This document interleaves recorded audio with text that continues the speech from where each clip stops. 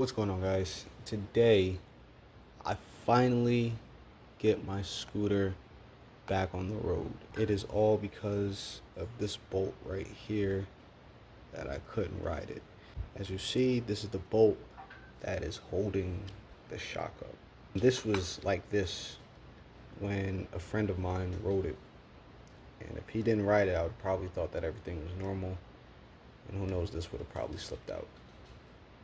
Because at the other end of this bolt head or screw head, it completely broke off. It was probably due to the wheelies, riding hard, and all that stuff. But luckily, it was caught in time. Now, I'm gonna just show you just quickly. I mean, it's not like a complicated thing to change it, but probably got one tip, two tips, I don't know, to maybe help you out during this process. I loosened everything already, what you're gonna want to do to take off the weight so you can work on the bolt better. So go ahead. First you take off the fender, and then if you want to see the rotor change video, I'll have that link in the description. And I'm changing the rotor anyway. I'm actually gonna put the ones that I have in the rear on, which are those. Those are working a little bit better for me. But anyway, once you take the wheel off and it takes the weight off of everything, here now, you want to just like lift this up just a little bit and like wiggle it, because probably if yours is broke like mine and probably bent a little bit, so even if you wiggle the arm up and down until it falls off. Now, a very important piece also fell, which is this washer. And when I ordered a new shock bolt from FalconPEV, it didn't come with the washer. So make sure you have this washer. This washer is super important to center the shock. So after you have it out, which mine look like this,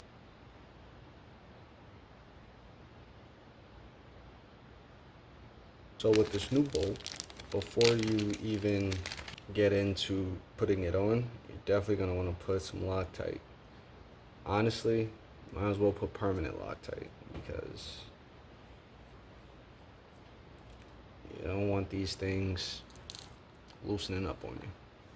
And I'm using the same Loctite that I use on my steering damper. It's the high strength removable, so it's like the hybrid, and it works pretty well. Ooh, I always squirt it out too much. Might as well just slide that back on. It's like, should I put a little more?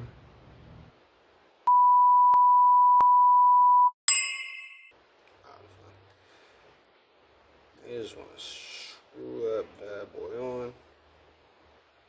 And you definitely want to wipe this off of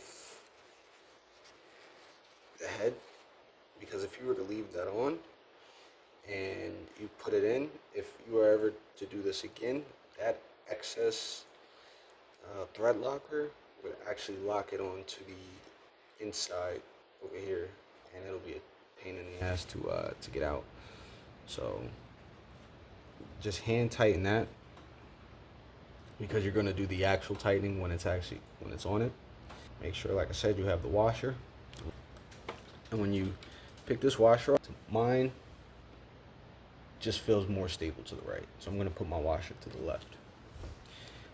And so I'm going to take this, and you want to put it on this side. You just want to line it up. Just put it at the end. Take your shock, and you want to put it up like this.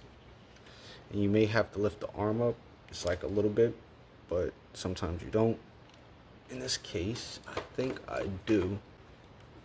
The will fail.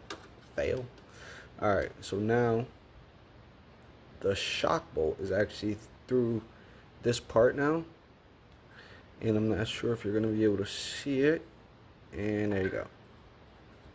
You see? Hold on, let me see. Now, if you were to leave it without the washer, that would happen. Very bad. So you want to take this out, line it up just to the edge. You see how it's flush? Boom. And what you want to do is you want to take your washer,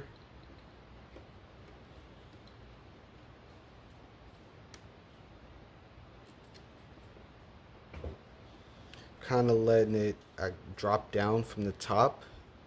It's just held in by the pressure right now. So I'll let it drop down from the top. And as I'm letting it drop down, I'm pushing this through it too. And you'll feel when you're able to like clear the washer. So sometimes you gotta play. There you go. That simple. And it may be a little difficult to push through. And if it is, just use something to push it through like that. You're gonna take your other screw.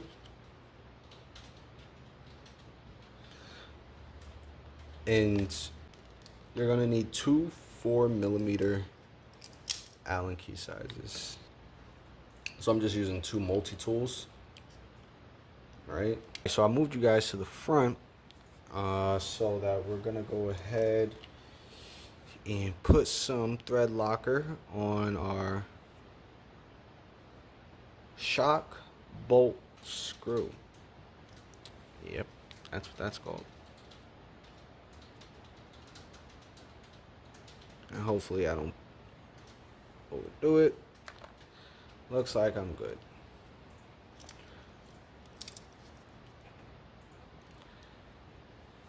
So I'm gonna go ahead and put the screw on the Allen key like this. And I'm gonna put it in like that. This makes it a lot easier. And because of the just the little pressure there is on the shock bolt, it allows me to turn this fairly easy, probably until, you know, it gets tight, and then it'll actually turn it, which is right there. Yep.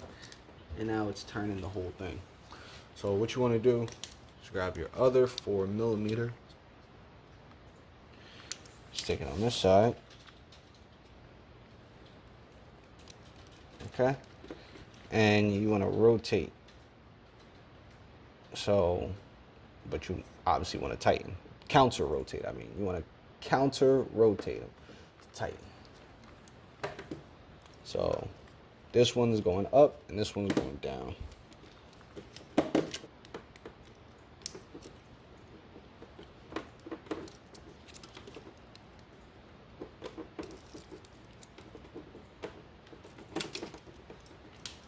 Once you've gotten it fairly tight, there should be absolutely no play in your shock at all, from the top to the bottom. It should, if you move your shock, you should be moving your whole scooter.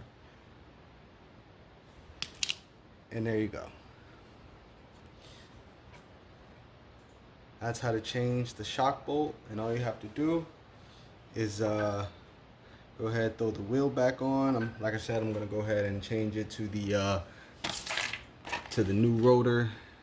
And if you want to find out how to put 160mm rotors on your 010X, I have a video for that. Other than that, yeah, I hope you enjoyed. Peace.